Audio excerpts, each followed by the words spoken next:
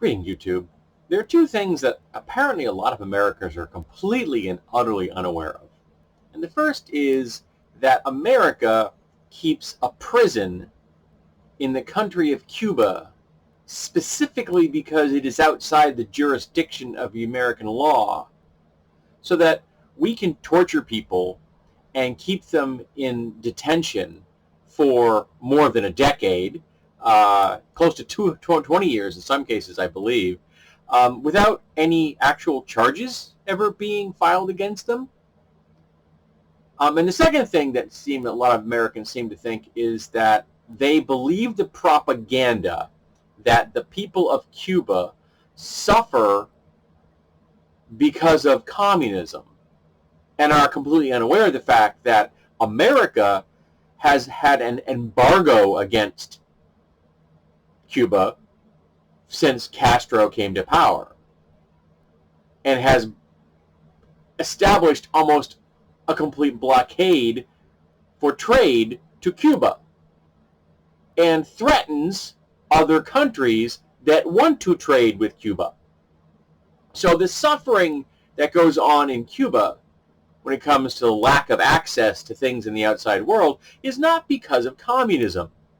It's just because of American imperialism. It is because of our capitalistic system that controls the government that has decided that they are so terrified of the very concept of communism that they will do anything within their power to prevent it, including making all the people in Cuba suffer and lying to the American people for decades and decades and decades, my whole goddamn life. Even though in Cuba, they have better health care than we have. In Cuba, they don't have homeless people because they make sure everybody has housing. Cuba treats its citizens better than we treat our citizens. In America, private insurance companies can decide whether you live or die. In America, if you don't make enough money, you don't get to eat. In America, if you don't make enough money, you don't get to have a place to live. If my wife and I both didn't have jobs, we wouldn't be able to afford this house. We might be able to afford a rental unit, but I'm not positive. Because I got to be honest with you, with the current rental prices in the state of New Hampshire, those rental prices are equivalent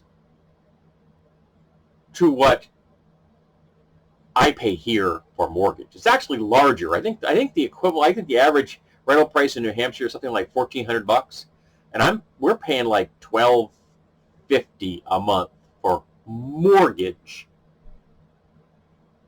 So it makes more sense to own property sometimes. Not always, but sometimes. I realize that most people are in situations where their jobs are insecure, so they may have to move quickly. I've been lucky. I've been living in the same city for a long time, and I wanted to. I have no desire to move anywhere.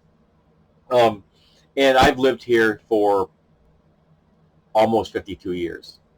It'll be 52 in September. And I'm okay with that. Doesn't bother me at all. But I've been able to do that because I've had stable employment. And that's not the case in many places, particularly because of the system that we in America have created, because the people in my age group and a little bit older have fucked the entire economy. But all part of that is our desire to control the economy of other countries. And we do that in Cuba. We make Cubans suffer.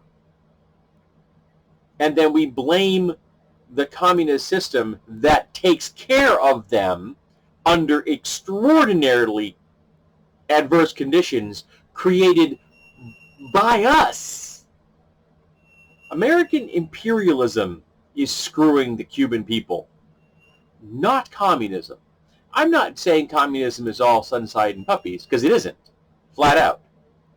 I am a democratic socialist. I'm not a communist. There's a difference. If you don't know the difference, don't get into an argument with me.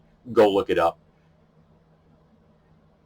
if you can't understand it, it doesn't mean it can't be understood.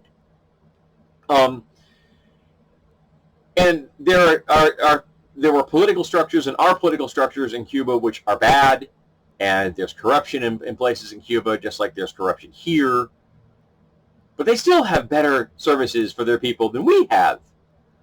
And they would be suffering less if we were not causing the suffering. So before you decide who you're going to back in the whole Cuban uprising in the street kind of, should America support them, should America not support them, how about you get onto the America should stop making them suffer camp? Why don't you get on that bandwagon right there? Why don't we not make Cubans suffer? Step back and see what happens. Maybe if they weren't suffering because of us, their entire system might work better than it does now. And maybe we can learn from them how to come up with a vaccine and make sure it gets to everybody without crippling costs and without giving patents to corporations. Or how to make sure that everyone has health care under incredibly adverse situations in which we don't have. So, gee, maybe we could use some of their models to help the people here who don't have health care. What a radical thought. Maybe we could learn from someone who has suffered and take that knowledge and help the ones here who are suffering. And maybe we cannot cause other people to intentionally suffer. I know that's an un-American concept, but why don't we give it a shot?